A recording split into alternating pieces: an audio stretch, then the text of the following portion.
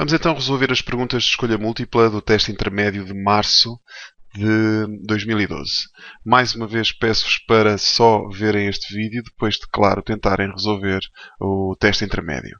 Ok? Então vamos à primeira pergunta, onde falam de dois acontecimentos serem incompatíveis. Ora, serem incompatíveis quer dizer que a sua interseção, não tem elementos em comum, dá o vazio. Sendo assim, a probabilidade de interseção dá zero. Portanto, será este aqui.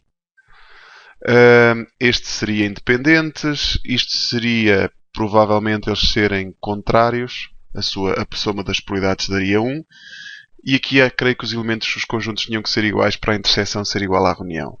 Não é preciso entrarmos muito em pormenores, pronto, já vimos qual é que era a certa, mas por vezes pensar por eliminação ajuda. Na próxima questão eles falam de uma distribuição normal, em que a média é 6, eu costumo fazer o desenho. Quando vejo uma pergunta de distribuição normal, a média é 6 e dizem que a probabilidade de ser maior do que 7, se aqui tivermos o 7, é 0,1. Ou seja, no fundo 10%.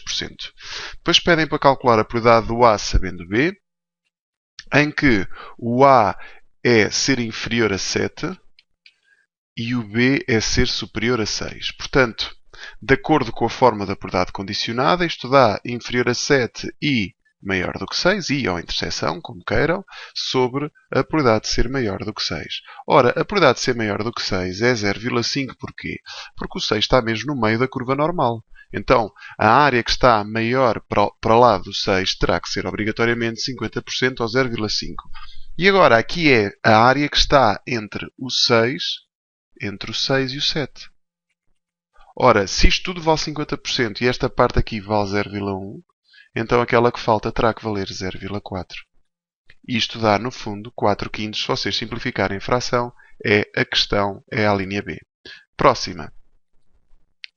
Temos aqui esta sucessão, 1 mais 1 sobre n elevado a n, e depois de uma função f contínua, sabe-se que o limite de f de u de n é igual a zero.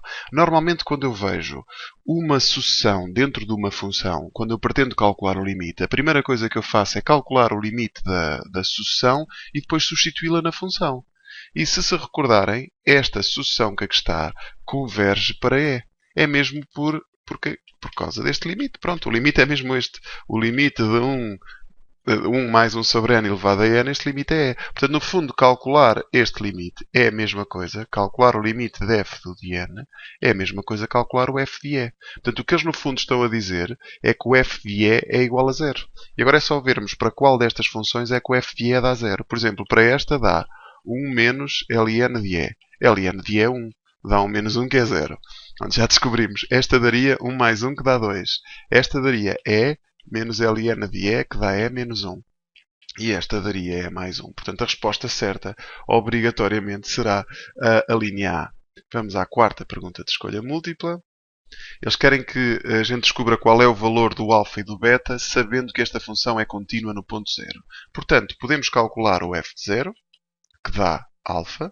Podemos calcular o limite quando x tende para 0 à esquerda. No fundo, isto que aqui está é praticamente o limite notável, só falta multiplicar em baixo por 2 e, claro, meter um 2 cá fora. Isto, no fundo, vai dar 2 vezes 1, porque isto aqui já é o limite notável. E o limite à direita, depois igualamos isto tudo. O limite à direita dá beta menos ln de 1 mais x sobre x. Ora, este é o limite notável que dá 1. Isto, no fundo, vai dar beta menos 1. Então, o que eu tenho é o 2 tem que ser igual ao alfa, que tem que ser igual a beta menos 1. Ou seja, o alfa dá 2 e o beta menos 1, que é igual a 2, vai resolvendo isto em ordem a beta, o beta dá 3. Então, alfa é 2 e o beta é 3.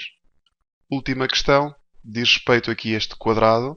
Portanto, no fundo, o que este enunciado diz é que temos este quadrado ou ABC.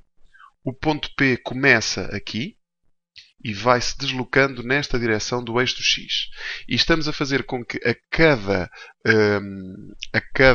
valor de x, digamos, a cada valor de x, o p depois passa para aqui, depois passa para aqui, consideramos esta distância, a distância que vai desde o A até ao P dentro deste quadrado, está bem? Portanto, se vocês repararem, no início essa distância vai aumentando, até chegar aqui à diagonal do quadrado e depois começa a diminuir. E diminui cada vez mais. Quanto mais afastado estiver o ponto P, mais próximo esta distância é da distância que vai desde o A até o B. Portanto, no fundo, que conclusão é que se consegue tirar daqui? Que, no início, esta distância mede o lado do quadrado, ou seja, no início ela não é zero. Portanto, já eliminaríamos daqui a linha A e a linha C. Depois ela vai aumentando no início e vai se aproximando novamente do lado do quadrado, sem nunca chegar a atingir esse valor. Portanto, vai ter que ser a linha D, porque na linha B dá a sensação que essa distância se vai aproximando de zero, que não é certo também. Está bem? E vamos à última pergunta de... não, já está tudo, ok. Já estão as 5. Na próxima aula vamos ver a parte de resposta aberta deste mesmo teste intermédio. Fiquem bem.